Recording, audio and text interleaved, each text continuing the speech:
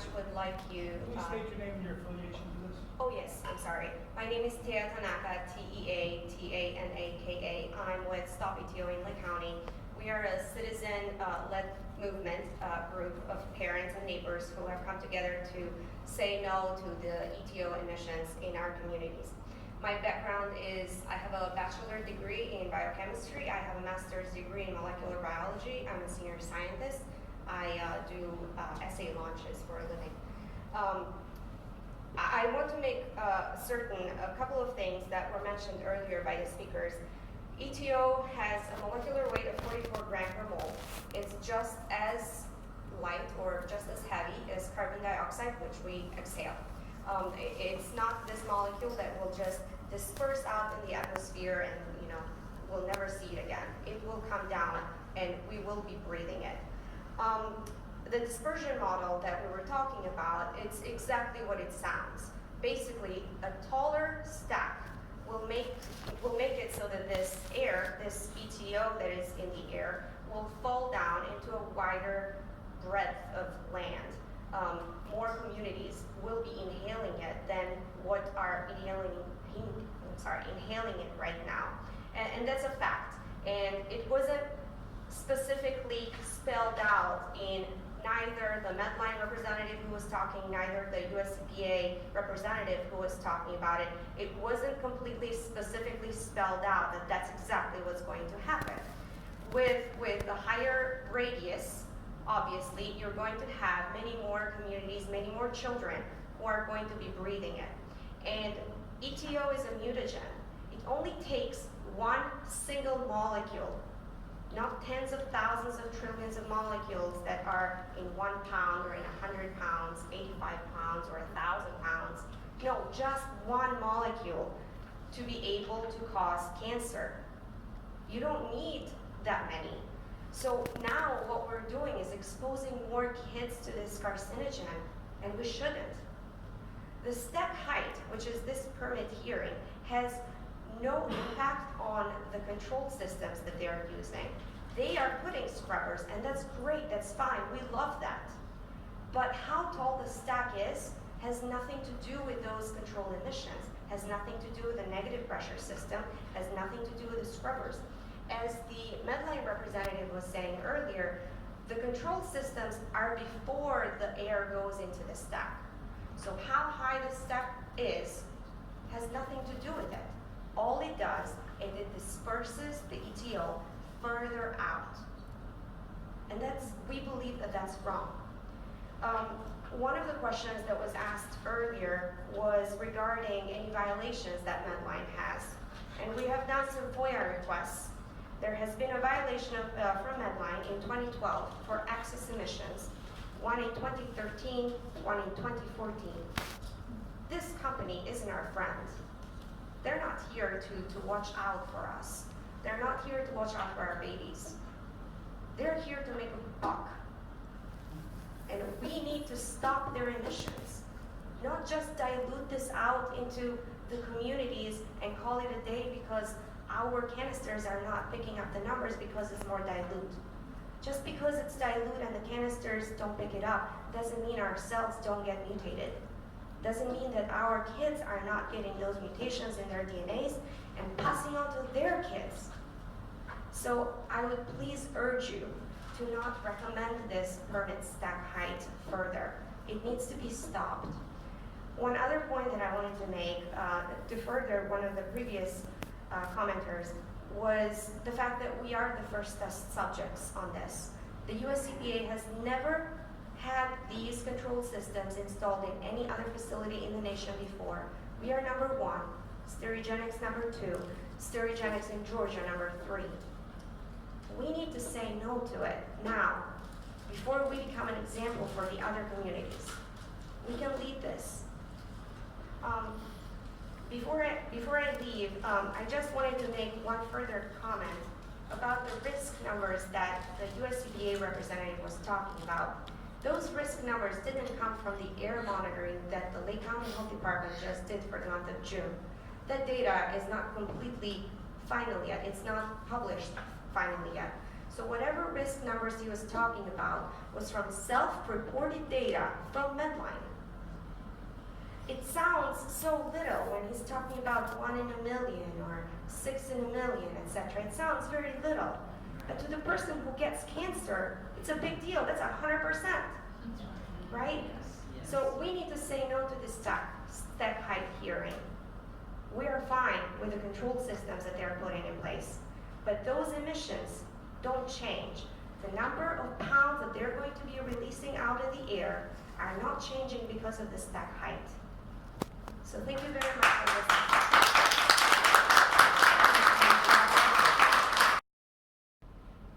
Hello, can everybody hear me? Yes. Can you hear me now? My name is Diane Sorofka. I'm a core member of StopETO.com by virtue of the fact that I read it on the headline of the Chicago Tribune.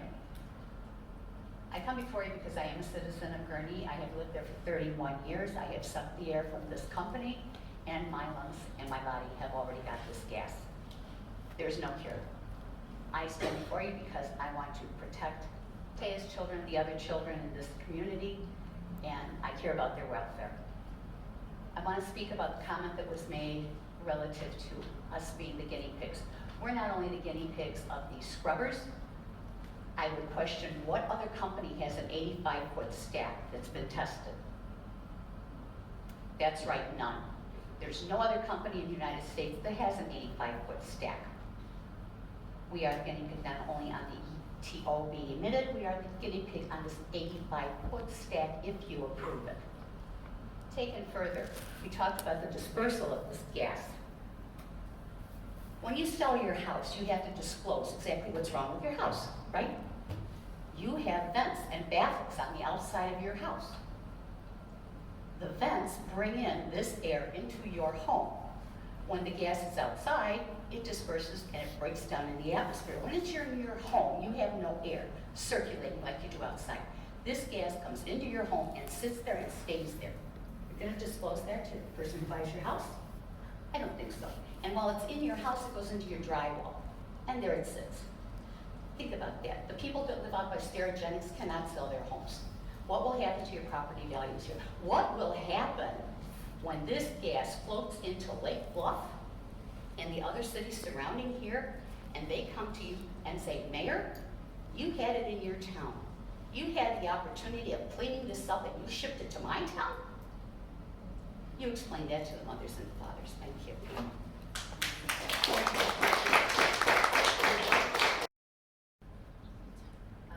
Hello, my name is Sarah Crawford, and I am a Gurnee resident. I'm also a core member of Stop ETO. I have 2 young daughters, and we moved back to Gurnee in 2014 because we thought it was a safe place to raise our children. I'm very concerned about the high levels of ETO emissions at Vantage and Medline. After listening to Mr. King talk about the downwash of ETO, I'm horrified to hear the emissions that Medline was subjecting each one of their employees to. That's right. I wish that Medline employees were here to hear him explain how the ETO emissions were sucked down by the building that they're actually working in, and then they're breathing it in every day. I am one for thankful that I don't work there. Now, let's think about the Waukegan residents who've been subjected to it for 24 hours a day. It is not fair of Medline to just reduce the levels of emissions. I please ask that you do not recommend to the City Council that this permit be approved for Medline.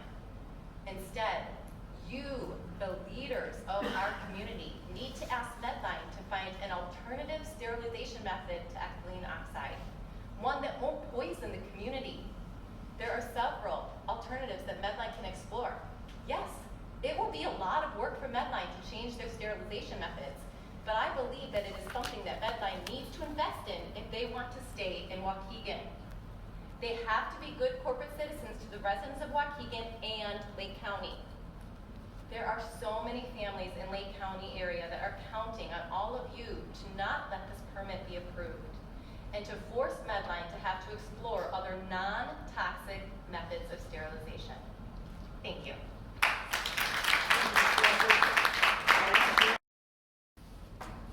Thank you. My name is Yolanda Yolanda Matlow. I'm a Gurney resident. I'm also part of the Stop ETO movement in Lake County. And, over the past 9 months, we've been advocating for the ban of emissions of ETO in our communities in Waukegan and in Gurney because we do have two facilities, Medline and Advantage. So my first comment is with the taller stack. Dilution is not the solution to pollution. Eliminating the pollution is the solution. We should not be attempting to reduce. We should be attempting to eliminate. Right. So we know from the EPA and from the scientists and the decades of research that has been done thus far that no amount of ETO is safe to breathe in, that in very small quantities, this toxic gas does and can mutate your DNA. So we know that no amount is safe, so reducing is not enough. Eliminating is the key. So I just wanted to emphasize that. Medline, I do want to be clear that Medline does use other methods of sterilization. At this facility, ethylene oxide is used, but Medline has other facilities and they do use other methods to sterilize medical equipment, just to be clear. So it's not like they're not familiar with other methods besides ethylene oxide. I wanted to point that out. I also wanted to point out that Medline is disputing the science that ETO is toxic. They are actively trying to undermine the research that is happening in the scientific community that has proven that ethylene oxide is toxic. They're basically saying, no, it's not that bad. And that's not a good corporate citizen in my book. I would also like to point out that, just what the gentleman mentioned, in affluent communities such as Willowbrook, Illinois, this would be completely unacceptable. Exactly. Completely unacceptable. Affluent communities do not tolerate a known carcinogenic and a known mutagenic to be released into their air.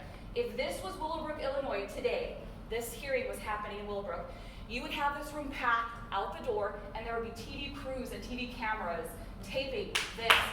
And airing it on NBC, ABC, throughout. That is just a fact.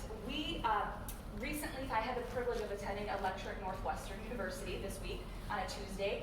Michael Hawthorne, which is the author of the article that was published on November 2nd that brought this issue to light in Lake County, and he published the article in August that brought this issue to light in Willowbrook. He said that what was interesting about this story was the fact that it was an anomaly. Usually pollution, carcinogenic, chemicals that get released happen in poorer and diverse communities. That story is very prominent throughout the country. That doesn't get a lot of media attention. What happened in Willowbrook is that was an affluent white community, and that is why they got so much attention and so much media and so much, end results, because their facilities, Sterigenics, shut down as of February. From August to February, they found out about it in August, and by February, mid-February, they closed down. The governor applied a seal order because they were emitting a known poison, and that community was not going to tolerate it. So I would like to say this. Waukegan has always been a leader on this issue since we found out about it on November 2nd. It was here at a council meeting that the Waukegan leadership approved independent air monitoring that the Lake County Health Department funded. It is you guys are the leaders in Lake County around this issue. This is your chance to continue to be a leader and to acknowledge that dilution is not the solution to the pollution, and that what we need to do is eliminate to keep our babies safe. And just a final comment, why are we here? You've got moms and dads and scientists. Why are we've devoted 9 months of our lives to raise awareness in this community, to advocate. Why are we here? We are here because we care about the residents of this community, our children, our neighbors' children, and that is why we're here. It's taken a lot of work and a lot of work to be here and to continue to voice our concerns, to continue to show up at these meetings, but we are here because we care, and I know you guys serve in these positions because you care too. So we need to align with the community, and you need to represent not the profits, not corporate profits, but doing what's right, and that is making sure that our residents are breathing clean, safe air. Thank you so much.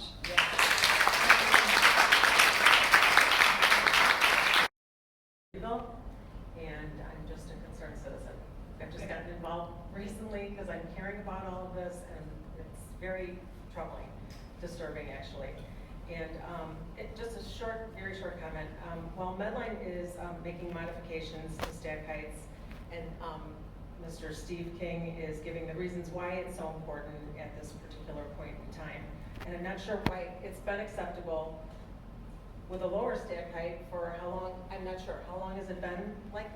Since 1985. Since 1985, it's been like that, so that's been acceptable, but now we need it higher for the reasons he's giving. I'm curious that while Medline is attempting to lower the impact of ethylene oxide, has Medline ever proposed to the city of Waukegan to move this facility to a much less inhabited area?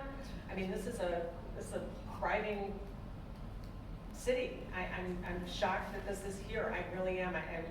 I've been informed or educating myself about it, and I'm shocked that this is here.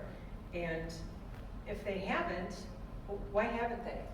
Why aren't you moving to a less inhabited area?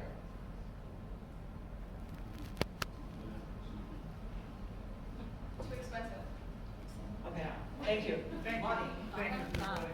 Sarah Crawford. So what I also wanted to mention is, that is correct. They will, because of the additional emission controls, the negative pressure system, et cetera, that will allow them to comply with the law. This additional stack height is not required. What we have is the EPA, Illinois EPA, has given us, the village and the Waukegan, money for additional testing after the additional controls are in place, right? If we want to ensure that the emission controls are accurately audited after these pollution controls are installed, we want to leave the stack as is. We want to keep it at the current height, because only then we'll be able to tell, did the levels in the surrounding communities really go down due to the emission controls, or did the level go down because it got dispersed by a taller stack? Right. So it is in our interest to keep the stack as is, Yes. have the pollution controls installed, which we completely support and we're grateful for, and then that additional testing that will happen once all the pollution controls are installed will happen, which is wonderful. At that point, we will see, did the pollution control measures really work? Or are we still